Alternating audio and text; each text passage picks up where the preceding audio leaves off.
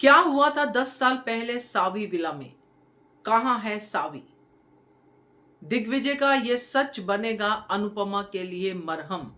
नमस्कार दोस्तों, स्वागत है आपका आपके अपने चैनल हंग्री स्पिरिट्स में। हंग्री स्पिरिट्स देख रहे सारे दर्शकों का मैं अंजू शर्मा दिल से स्वागत करती हूँ। तो बड़ी ही गुड फीलिंग वाला सावी विला सामने आया है नए ट्रैक में, और पौधों की इंट्रोडक्शन हो रही है, प्रकृति की इंट्रोडक्शन हो रही है, गोवा सामने आ रहा है। तो एक फील गुड फैक्टर दिख रहा है, और साथ में दिख रहा है एक ऐसा सच, एक ऐसा सफर जो सिर्फ सफरिंग से ही भरा हुआ है, और वो है दिग्विजय का सफर। तो ये जो आज बताया गया है बंकू द्वारा कि सावी के लिए ये पौधे हैं, इनको हाथ नहीं लगाना। तो ये कहानी बताते हैं कुछ साल पहले की, यानी कि 10 साल 2016-17 की कहानी है। तब ये कुछ घटित हुआ है जिसकी वजह से ये दिग्विजय नाम का किरदार एकदम जो फन लविंग दिखाया गया है बंद कमरे में, एकदम अंदर बाहर सब जगह से बंद हो गया है। तो ये दिग्विजय और अनुपमा कहीं एक दूसरे के लिए मरहम तो नहीं बनने वाले? ये सच क्या है? क्या हुआ था 10 साल पहले? उसकी पहले जान पहचान करते हैं, उससे मिलते हैं। वही निवेदन, जिन्होंने अभी तक चैनल को सब्सक्राइब नहीं किया है कर लीजिए, साथ में दोस्तों बेल आइकॉन दबाइएगा ताकि आपको हमारे वीडियोस के नोटिफिकेशन मिलते रहें। नेचुरली अच्छे एक्टर, अच्छी परफॉर्मेंस और दिल में जगह बनाना ये नेचुरल चीज है, और वो जगह बनती जा रही है सतीश जी की।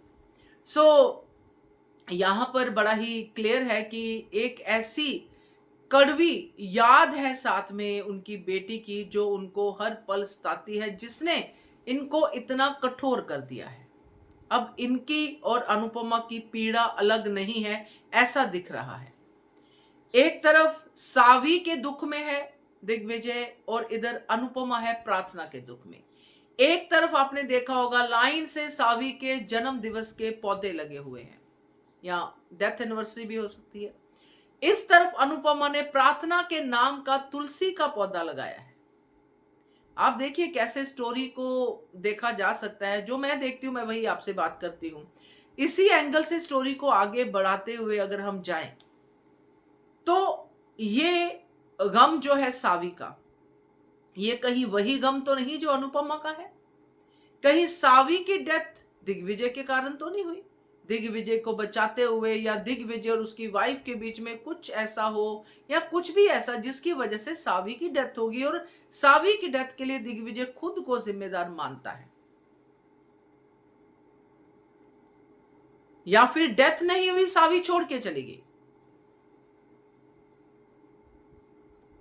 और मोस्ट प्रोबेबली चांसेस है कि उसकी डेथ होगी, क्योंकि कहानी डेथ टू डेथ ही मिलती है। अब इधर अनुपमा जो प्रार्थना की वजह से इतनी गुमसुम है कि मेरी वजह से प्रार्थना की जान गई, मुझे प्रार्थना ना बचाती तो आज प्रार्थना जिंदा होती, मेरा क्या है? अनुपमा इसी गम में है, इसी दुख में है, मगर फिर भी अनुपमा अपने जीवन को आगे बढ़ा रही है, जया के साथ जी रही है, और लोगों की खुशी के लिए, सबकी खुशी के लिए काम कर रही है। मगर दिग्विजय ने अपने आप को बंद कर दिया है। एक तो आप सबको साई ऑफ रिलीफ मिला होगा कि दिग्विजय है, अनुज नहीं है, सबसे पहले बात। तो दूसरा ये वाला जो कनेक्शन बन रहा है कि बड़ा नॉर्मल सा ह्यूमन साइकोलॉजी है कि जब हम खुद दुख में होते हैं और उसी दुख में दूसरे को देखते हैं, तो हम समझ पाते हैं कि हमारा दुख भी ऐसा ही है, और हमें इसको समझाना है कि भाई आगे बढ़ते हैं।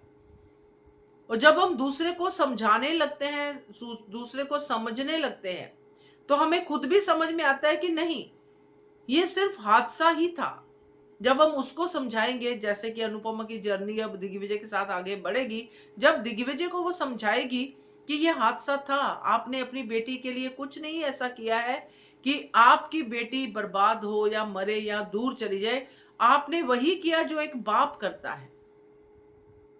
जब अनुपमा इस एंगल से समझाना शुरू करेगी और चीजों को बताएगी, तो अनुपमा को खुद भी समझ में आएगा कि जो मेरे और प्रार्थना के साथ हुआ वो भी एक हादसा ही तो था। इसलिए मैंने कहा कि ये मरहम बनेगा। अनुपमा भी उस हादसे से निकलेगी, क्योंकि अनुपमा अहमदाबाद जा ही नहीं रही है। तो ये जो कनेक्शन बनने वाला है, ये ऐसा दुख का कनेक्शन बनेगा जो सुख में बदलेगा, क्योंकि दोनों का दुख एक ही है। दिग्विजय की सावी, अनुपमा की प्रार्थना। तो देख के बड़ा ही अच्छा सा साउंड कर रहा है, कहानी बहुत अच्छी आगे बढ़ेगी दोस्तों, क्योंकि बड़ा पोटेंशियल मुझे दिख रहा है। काफी लोग डिसअपॉइंटेड हैं कि ऐसा है वैसा है, वही अनुपमा, वही पीड़ा, वही सब। तो वही तो है, संसार भी तो वैसा ही है।